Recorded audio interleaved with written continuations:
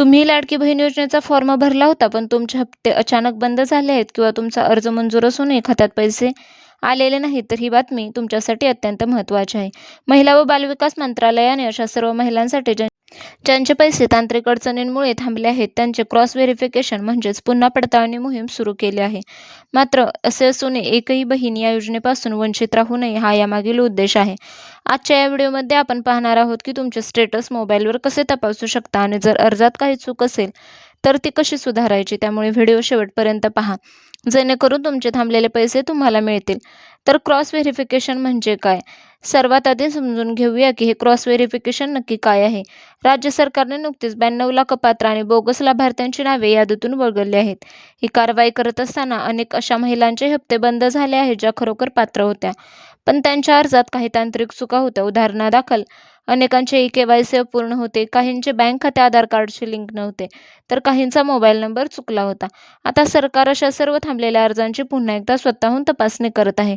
ज्या महिलांचे कागदपत्र बरोबर आढळतील त्यांचे थांबलेले हप्ते पुन्हा सुरू केले जात आहेत. पण यासाठी तुम्हाला स्वतःच तुमचे स्टेटस तपासून पाहणे गरजेचे आहे. महिला व बालविकास मंत्री आदिती तटकरे यांनी एक मोठी घोषणा केली आहे. ज्या महिला खरोखर गरीब आहेत, पात्र आहेत, परंतु केवळ बँकेच्या तांत्रिक चुकीमुळे किंवा ई-के-वाय-सीच्या सर्व्हर डाऊन असल्यामुळे त्यांचे पैसे बंद झाले होते, अशा महिलांवर अन्याय होणार नाही. प्रशासनाने अशा सर्व थांबलेल्या अर्जांची पुन्हा पडताळणी म्हणजेच क्रॉस व्हेरिफिकेशन सुरू केले आहे. जर तुमचे सर्व कागदपत्रे योग्य असतील तर तुमचे थांबलेले सर्व हप्ते तुमच्या खात्यात जमा केले जातील. तर मोबाईलवर स्टेटस कसे तपासावे? चला तर मग आताच तुमच्या मोबाईलवर स्टेटस कसे तपासायचे हे पाहूया. पहिलं म्हणजे सर्वात आधी तुमच्या मोबाईलमध्ये Google Chrome उघडा आणि लाडकी बहीण योजनेच्या अधिकृत वेबसाईटवर जा.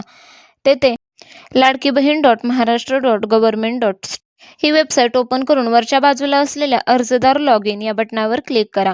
तुमचा फॉर्म भरताना वापरलेला मोबाईल नंबर व पासवर्ड आणि दिलेला कॅप्चा कोड टाका. तुमच्या नंबरवर आलेला OTP टाकून लॉग इन करा. लॉग इन झाल्यावर मुख्य डॅशबोर्डवर तुम्हाला ॲप्लिकेशन स्टेटसचा पर्याय दिसेल. तेथे क्लिक करा. जर तिथे अप्रूव्ड दिसत असेल तर तुमचा अर्ज सुरक्षित आहे, परंतु जर तिथे पेंडिंग किंवा डिसअप्रूव्ड किंवा रिजेक्टेड दिसत असेल तर तुमच्या अर्जात चूक आहे. पुढे पाहूया स्टेटस बदलण्यासाठी पुढे काय करावे. आता सर्वात महत्त्वाचा प्रश्न, जर स्टेटसमध्ये चूक असेल किंवा अर्ज नाकारला असेल तर पुढे काय करायचे. तर तुमचे स्टेटस अप्रूव्ड आहे पण पैसे आले नाहीत तर तुमची ई-के-वाय-सी अपूर्ण असू शकते. डॅशबोर्डवर दिलेल्या ई-के-वाय-सी बटनावर क्लिक करून आधार आणि मोबाईल नंबर लिंक करा. तसेच तुमच्या बँकेत जाऊन बँक खात्याला आधार सीडिंग करून घ्या. दुसरं म्हणजे अर्ज एडिट करा. जर तुम्हाला अर्ज रिजेक्टेड म्हणजेच नाकारला झाला असेल तर पोर्टलवर किंवा नारी शक्ती दूत ॲपवर लॉग इन करा. तिथे तुम्हाला तुमचा अर्ज एडिट करण्याचा पर्याय मिळेल. तसेच नियम तिसरा म्हणजे नवीन कागदपत्रे जोडा. ज्या कारणाने अर्ज नाकारला आहे, उदाहरणार्थ उत्पन्नाचा दाखला चुकीचा असणे, वयाचा पुरावा स्पष्ट नसणे, योग्य कागदपत्र पुन्हा स्कॅन करून अपलोड करा आणि अर्ज रिसबमिट करा.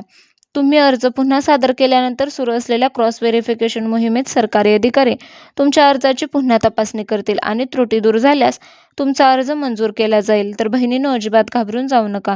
जर तुम्ही खरोखर पात्र आहात तर सरकार तुमचे पैसे देणारच आहे. लगेच आपले स्टेटस तपासा आणि काही अडचण असल्यास दुरुस्त करा. कमेंटमध्ये नक्की सांगा व्हिडिओ कसा वाटला आणि तुमच्या आसपासच्या इतर महिलांना आणि व्हॉट्सअप ग्रुपवर हा व्हिडिओ नक्की शेअर करा, जेणेकरून त्यांनाही वेळेत आपली चूक सुधारता येईल. अशाच नवनवीन आणि अधिकृत माहितीसाठी चॅनलला सबस्क्राईब करा. धन्यवाद. जय हिंद, जय महाराष्ट्र.